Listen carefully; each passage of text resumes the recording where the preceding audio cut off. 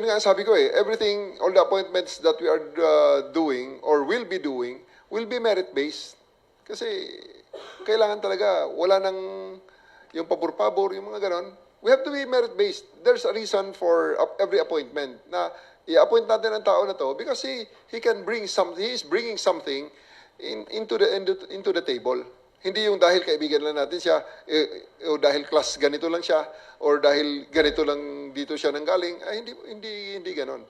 May mga additional challenges na lumalabas dahil ito naman ay ibinigay ng ating presidente. May mga bagong direktiba which makes it imperative for us to adjust accordingly. So on the positioning ng tao, meron siguro, may mga konti, pero it's not anything na earth-shaking na parang kagila-gilala sa pagbabago. Walang ganon.